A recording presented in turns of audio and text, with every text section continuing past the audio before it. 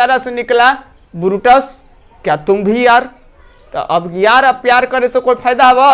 इन्हें से खंजर मारा, ये बेचारा भावुक होकर के खंजर अपन घुसा लिया, समझ रहे बात ना, जगह पर जहां से खंजर निकाला, मार रहा है दोस्तों, उन्हें मार रहा है, उन्हें मार रहा है। एकरे में एगो एकर बड़ा प्रिय मित्र है। अब तुम सोचो कि तुम कहीं अकेले गेले, चारों तरफ से तोरा घेर लिया, तो तू तो अकबका जाएगा। अगर हिम्मतगर है, देखले के है, तो तनी मनी कम घबराएगा, लेकिन तनी मनी घबराएगा। लेकिन ओकरा में दोस्त से वो तो दोस्त भेटा जाएगा, तो तोरा दम बल दुगना तिगुना हो जाएगा कि अरे एगो हमर दोस्त हो। अबरी तो कहानी शुरू होलो है बेटा। हम अगस्टस को ही पहला शासक मानते हैं रोम साम्राज्य में। आखिर ऐसा क्यों? जबकि चलिए नमस्कार मित्रों, आप सभी को फिर से एक बार भारतीय आर्ट्स क्लासेस चैनल पे स्वागत है। और आज जो हम लोग जो टॉपिक लेकर के आए हैं वो है 3 महाद्वीपों में फैला हुआ साम्राज्य, यानी 11th हिस्ट्री के ये चैप्टर 3rd है। 3 महाद्वीपों में फैला हुआ साम्राज्य जिसको रोम साम्राज्य के नाम से जानते हैं। और इसमें आज हम लोग शासक के बारे में चर्चा करेंगे, पढ़ेंगे ये कि किस तरह से आप इतना जानते होंगे दोस्तों, अगर YouTube पे और वीडियो देखे होंगे तो, कि सेनेटर के बारे में आप परिचित होंगे, सीनेट के बारे में परिचित होंगे, सेना के बारे में परिचित होंगे। सम्राट नहीं जानते होंगे उसका भी थोड़ा बहुत ओवरव्यू दे के और आगे बढ़ेंगे। लेकिन ये हम आपको आज बताते चले कि ये तो जानते होंगे कि इसमें सबसे पहले जो सम्राट आता है वो अगस्टस आता है। लेकिन अगस्टस के पहले के कहानी जो है वो भी हम लोग इसमें चर्चा करेंगे और बड़े बारीकी से चर्चा करेंगे, इतने बारीकी से कि आपको खुद लग जाएगा। कम से कम कितना भी आप पढ़े होंगे दोस्तों, तो 1 से 2 पॉइंट आपको जरूर सीखने के लिए लास्ट क्लास तक मिल जाएगा। आप बने रहिए मेरे साथ अंतिम तक। देखिए हम सब जानते हैं कि पहले ये जो साम्राज्य था 3 महाद्वीपों में, जो कि यहाँ तक एकदम सीरिया और फरात तक एकदम लग जाता था मेसोपोटामिया में, ये उत्तर अफ्रीका का उत्तरी वाला भाग और ये लगभग यूरोप के अधिकांश भाग, ये पूरा का पूरा जैसे कि 3 महाद्वीपों में फैला हुआ था। आज के वर्तमान में अगर देखें तो वर्तमान में अधिकांश यूरोप का भाग, पश्चिमी एशिया का भाग और उत्तरी अफ्रीका का भाग, ये मिल करके रोम साम्राज्य था। यानी ये तीनों महाद्वीपों में फैला हुआ एक साम्राज्य रोम साम्राज्य था। अब इसमें क्या होता था दोस्तों कि यहाँ पे गणतंत्र प्रणाली थी। ध्यान से सुनेंगे, शासन व्यवस्था के प्रणाली की बात करें तो ये गणतंत्र टाइप का था। यहाँ क्या होता था कि अलग अलग जगह से, ध्यान से सुनेंगे, ओवरव्यू हम आपको दे रहे हैं, अलग अलग जगह से क्या होते थे कि जो बड़े पूंजीपति जमींदार लोग होते थे, आज का भारत में जमींदार के हिसाब से देखें, यानी वहां के हिसाब से बात करें तो कुलीन और जो अभिजात वर्ग के लोग होते थे, जिनकी समाज में औरों की अपेक्षा काफी ज्यादा स्थिति अच्छी होते थे, वो लोग क्या होते थे कि सीनेट नामक एक संस्था में आते थे और उन व्यक्ति को सेनेटर कहा गया है। दोस्तों याद रखेंगे, व्यक्ति को क्या कहा गया है? और संस्था में आएगा ये संस्था सीनेट या सेनेट कहलाते थे। यहां पर क्या होता था, इसी संस्था से राजा के सारे काम धाम जो होंगे, राजा क्या करेंगे, राजा का क्या अधिकार है नहीं है, ये सब इसी के कंट्रोल में होता था। और सम्राट नाम के तो ऊपर है लेकिन सारे पावर सेनेटरों का है। राजा का पद कोई वंशानुगत नहीं है, लेकिन सेनेटर वंशानुगत होते थे। एक बार जो अभिजात जो है सीनेट में आ गए, वो मर जाएंगे, डेथ कर जाएंगे, तो उनका अगला जो बाल बच्चा आएगा वो सेनेट में सेनेटर होंगे दोस्तों। यानी राजा का पद जो है वंशानुगत नहीं है, लेकिन फिर याद रखेंगे सेनेटरों का जो पद है वह वंशानुगत होता था। अंतिम में निचले पायदान पे देखें तो तीसरा में सेना होते थे। और सेना पर कहा जाता है दोस्तों कि सम्राट का जितना अच्छा पकड़ होता था उतना ही बढ़िया है। सेना पर अगर नियंत्रण कम हो जाता था सम्राट के तो मुश्किलें हो जाते थे। ये खास करके सेनेटरों के लिए जो है कि खतरे के निशानी बनना शुरू हो जाते थे। यानी याद रखेंगे, कई बार ऐसा भी देखा गया है कि सम्राट जो है वो सेनेटरों के प्रति, जो सीनेट में रहते हैं, ध्यान से सुनेंगे, तो सेनेटरों के प्रति बुरा व्यवहार नहीं देखा जाता था, तो उसको बुरा सम्राट माना जाता था। और जो सम्राट अच्छा, ध्यान से सुनेंगे, जो सम्राट जो थे वो सेनेटरों की कद्र करते थे तो उसको अच्छे सम्राट के रूप में जाना जाता था। ये नियम था। सबसे इंपॉर्टेंट बात कि सेना वेतन भोगी हुआ करता था। सेना को चाहिए था पैसा और हमेशा सेवा शर्तों को लेकर के बार बार राजा से ये क्या करता था, डिमांड करता था। अगर राजा ये सेनेटर अगर इसको पूरा नहीं कर पाए तो सेना लोग क्या करता था कि बगावत कर देता था, हड़ताल कर देता था। याद रखेंगे, जिससे सेनेटर लोग डरते थे। क्योंकि हुआ क्या था कि आगे चल करके सेनेटरों की संख्या 1000-10,000 के आसपास में थी। ध्यान सुनेंगे, 1000 के आसपास में। तो सेनाओं की जो संख्या थी 4वीं शताब्दी के आते आते लगभग 6 लाख पार कर गई थी। यानी सेनेटरों को हमेशा सेना से खतरा बना रहता था। अब इतना आप कम से कम ओवरव्यू, ऐसे तो बहुत सारी चीजों के बारे में जिक्र करना है, इतना आप जान गए तो अब यहां ध्यान से समझिएगा, आपको समझ में आएगा। हम बातें करते हैं, याद रखेंगे 39 ईसा पूर्व की, ध्यान से सुनेंगे। इस समय में अक्टूबर में, ध्यान दीजिएगा बात को, अक्टूबर 39 ईसा पूर्व की बात करते हैं कि ट्रायम्विरेट का एक सदस्य था जिसका नाम जूलियस सीजर था। ध्यान सुनेंगे, ये अगस्टस से पहले आता है, लेकिन फिर भी हम अगस्टस को ही पहला शासक मानते हैं रोम साम्राज्य में। आखिर ऐसा क्यों? जबकि जूलियस सीजर के बारे में बताया आपको, तो जूलियस सीजर ब्रिटेन जीतेगा, जूलियस सीजर फ्रांस जीतेगा, जूलियस सीजर स्पेन जीतेगा, जूलियस सीजर आपका लगभग उत्तरी अफ्रीका में आने वाला मिस्र भी यही जीतेगा। तो कई क्षेत्र को जब ये जीत रहा है तो आखिर ऐसा क्यों कि जूलियस सीजर को पहला क्यों शासक नहीं माना जाता है? इसके महीने, इसके नाम पर ही जुलाई महीना का भी नामकरण किया गया है।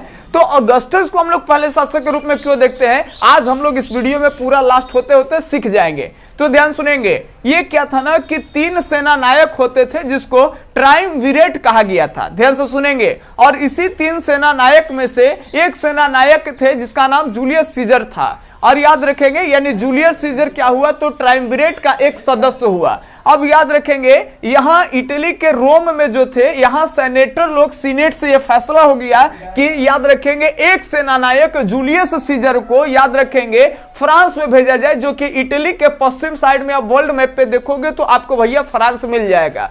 तो इसको कहा गया जूलियस सीजर को कि इसको क्या किया जाए कि फ्रांस भेज दिया जाए, एक शासक के तरह अपना सेना उना का कमान संभालेगा और वहां हुकूमत करेगा। तो नियमतः ये बन गया, सीनेट से ये ऑर्डर के हिसाब से जूलियस सीजर को रोम से भेजा गया फ्रांस।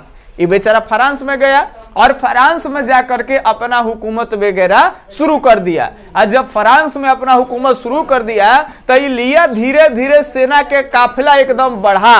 आज जब एकदम सेना के काफिला एकदम पूरा ढेर काफिला में एकदम बदल गया, काफी सारे सेना एकदम मजबूत राजा के रूप में बदल गया, तब पता चला, जब सूचना मिला सेनेटरों को यहाँ, तो सीनेट में बैठक हुआ, तो ये निर्णय लिया गया कि भाई जूलियस सीजर फ्रांस में जाकर के आप पूरा एकदम सेना उना रख कर करके आप पूरा एकदम शासन व्यवस्था मजबूत कर ले है।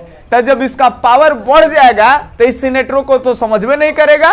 तो यहां लोग सोचे, सेनेटर लोग सोचा कि हमारे लिए खतरा का विषय बन सकता है, इसीलिए एक शक्ति को करना पड़ेगा नष्ट। और शक्ति को नष्ट करने के लिए यहां से आदेश गया कि सीनेट में यह फैसला लिया गया है सभी सेनेटरों के द्वारा कि आप क्या है कि वापस रोम लौट आइए और अपने सभी सेना को फ्रांस में ही नष्ट कर दीजिए। यानी जो भी आप सेना जोड़ जोड़ के एक विशाल सेना का साम्राज्य खड़ा कर लिए हैं, आप ये सभी सेनाओं को बिखरा दीजिए, एकदम तोड़ फोड़ कर करके आप अकेले चुप्पे चल्ली आ जाइए रोम में। लेकिन याद रखेंगे, ध्यान देखेंगे दोस्तों, जैसन आदेश मिला बेचारा जूलियस सीजर के, ये वही किया कि फ्रांस से ये रोम आ गया। लेकिन सेनेटर लोग देख के दंग हो गया, काहे भाई, काहे कि इस सेना नष्ट करके नहीं, सेना के ले आ गया। तो जब सेना के ले आ गया तो सेनेटर लोग घबरा गया कि हम तो तुमको कहे थे कि सेना तो छोड़ के आना है, तुम तो आ गया अकेले। और ये इतना जिद्दी आदमी है, इतना जिद्दी आदमी है कि रोम पर अब कब्जा कर लिया। फ्रांस तो कब्जा कर ही लिया था, अभी रोमो पर कब्जा कर लिया। याद रखेंगे, अब जब रोम पर कब्जा कर लिया, एक ताकत बढ़ते चला गया, दोस्तों। अब एक सामने किसी सेनेटर के हिम्मत नहीं कर रहा कि आंख में आंख डाल के बात कर सके। तो यहाँ सिचुएशन क्या हो गया, अभी बहुत कम समय में देखते ही देखते ये जाकर के इन्हें ब्रिटेन जीत गया। यहाँ देखेंगे चारों तरफ से समुद्र है और यहाँ द्वीप वाला भाग है, ये ब्रिटेन है। ये ब्रिटेन को भी जीत लिया, सेना एकदम मजबूत कर लिया। ये बगल में फ्रांस के इधर साइड में जाएंगे तो स्पेन मिलेगा, ये स्पेनों को जीत लिया। और इधर में मिस्र है, और ये एकदम ये मिस्र में ये भूमध्य सागर के ज्यादातर सागर के जो किनारे किनारे वाला भाग हो रहा है उसी को जीत रहा है। ब्रिटेन जीत गया, फ्रांस जीत गया, ये रोम पर कब्जा कर ही लिया है, इधर मिस्र भी जीत गया और काफी सारे साम्राज्य को मिला लिया। लेकिन इसको लग रहा था कि हमको सेनेटर लोग वैधानिक रूप से ये मान्यता दे दे, सीनेट से वैधानिक मान्यता हमको मिल जाए एक शासक के लिए, राजा के। लेकिन जो अभिजात, जो कुलीन वाला आदमी है, पूंजीपति है, जो उतना दिन से एकदम अपन मिजाज से शासन व्यवस्था का बागडोर संभाल ले था, एकदम हर हिसाब से अपना रहता था, अब ये राजा को राजतंत्र टाइप का नहीं लाना चाहता था, राजा को पूरा कंट्रोल सेनेटर लोग करना चाहता था। अब ये अगर जूलियस सीजर को राजा बनाएगा तो ये तो पावरफुल व्यक्ति है, और ये पावरफुल है तो सेनेटर को जो संस्था है जिसको सीनेट कहते हैं, इस सीनेट को तो भंग कर सकता है, और भंग कर करके सारे पावर्स को ये अपने हाथों में लेकर करके और मनमानी रूप से राजतंत्र वगैरह को लागू कर देगा, चलाएगा। तो सेनेटर चाहते भर में बताओ ऐसा करेंगे क्या? नहीं। लेकिन बहुत सारे क्षेत्रों को जीतते हुए कहते हैं कि अंतिम में 15 मार्च, ध्यान देंगे दोस्तों, 15 मार्च और 44 ईसा पूर्व, यानी 44 ईसा पूर्व आते आते ब्रिटेन, फ्रांस, स्पेन, मिस्र सब कुछ जीत गया, रोम सब कुछ जीत गया, काफी सारे क्षेत्रों को जैसे कि मिला लिया इस रोम साम्राज्य में। और ध्यान से सुनेंगे, बेचारा एकदम आराम से रिक्वेस्ट कर करके आज संस्था में गया, सीनेट वाला सभा में सेनेटरों की हो रही थी बैठक। 15 मार्च 44 BC, 15 मार्च 44 BC, 15 मार्च 44 BC, ये डेट याद रखिएगा आप। यहाँ बैठक हुआ, सब सेनेटर मिलकर के साजिश कर ले था, लेकिन ऊपर से मुस्कुराता चेहरा ले ले था। काहे भाई? काहे कि आदमी बड़ी खतरनाक था जूलियस सीजर, अगर फेरा में पड़ जाए, जान जाए कि एकर मन में हमारा प्रति गद्दारी है, तब गेम बजा देगा, कहानी साफ कर देगा। ऊपर से मुस्कुराता था। आई मुस्कुराहट के अंदर के राज बेचारा समझ नहीं पाया जूलियस सीजर, और ये क्या किया, सेनेटरों की सभा में गया, बैठक में गया, और बैठक में क्या किया गया कि सेनेटरों के द्वारा इसको चारों तरफ से घेर लिया गया। आज चारों तरफ से घेर करके, चूंकि सेनेटर एकदम आग बबूला थे, सेनेटरों की बात की आलोचना कर दिया था पहले भी, और सेनेटर चाहते थे कि जूलियस सीजर को जितना जल्दी से जल्दी खत्म कर दिया जाए, नहीं तो इसकी शक्ति बहुत बढ़ रही है। सेनेटरों की जो संस्था सीनेट है उसको भंग कर करके राजतंत्र एकदम लागू कर करके सारा पावर अपने हाथ में लेकर के मनमाने तरीके से एकदम जैसे कि चलाएगा शासन व्यवस्था। तो ये क्या किया, इसको चारों तरफ से घेर लिया, आज चारों तरफ से घेर के खंजर से आक्रमण कर दिया। अब खंजर से आक्रमण कर दिया तो ये तो इतना ब्रिटेन जीत रहा है, इतना फ्रांस जीत रहा है, तो ऐसा ढेरे के न देख ले होगा। यहू निकाला खंजर और सबके एकदम देवे लगा तो कहानी एकदम उल्टा हो गया।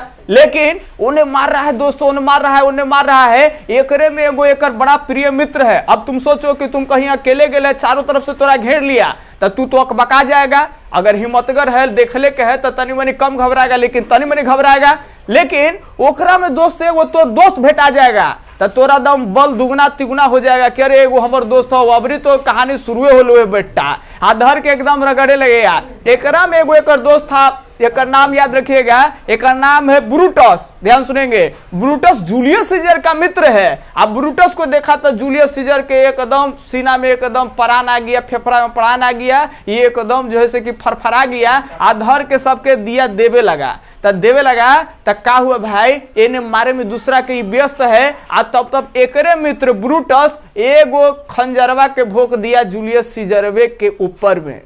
अब तो भाई एकदम गजब बन गया माहौल का गजब बन गया। जूलियस सीजर जेकरा पर भरोसा किया, ओकरे खंजर एकर सीना में उतर गया। एक लफ्ज बेचारा से निकला, ब्रूटस क्या तुम भी यार? तो अब यार अब प्यार करे से कोई फायदा है? इन्हें से खंजर मारा, ये बेचारा भावुक होकर के खंजर अपन घुसा लिया, समझ रहे बात ना, जगह पर जहां से खंजर निकाला।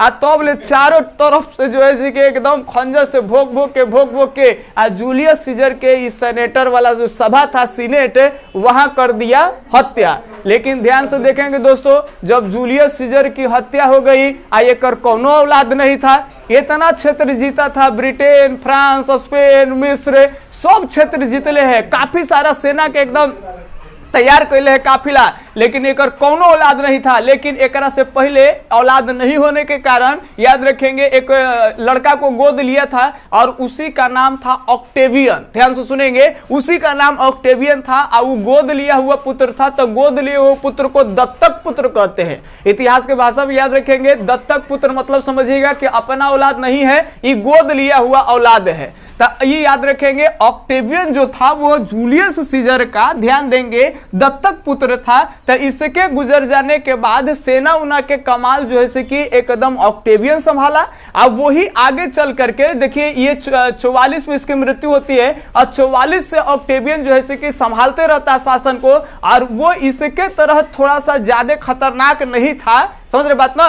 तो वो विवेकपूर्ण बुद्धि लगा करके और बढ़िया से 27 तक कैसू घींच करके लाया, और 27 में सेनेटरों को खुश करके अपने आप को धीरे धीरे अगस्टस की उपाधि लेकर के राजा बनता है, और फाइनली वो राजतंत्र की नींव रख देता है 27 ईसा पूर्व में। और इसी के औलाद अगस्टस याद रखेंगे, जिसका पहले का नाम ऑक्टेवियन था, और यही पहला रूलर कहलाता है। आगे के कहानी हम लोग अगले दिन देखेंगे। अगले दिन दोस्तों कहानी और मजेदार होगा। बस खाली वो चैनलवा के लाल बटन दाब के सब्सक्राइब कर दीजिए, बस इतने भी रिक्वेस्ट, बस धन्यवाद।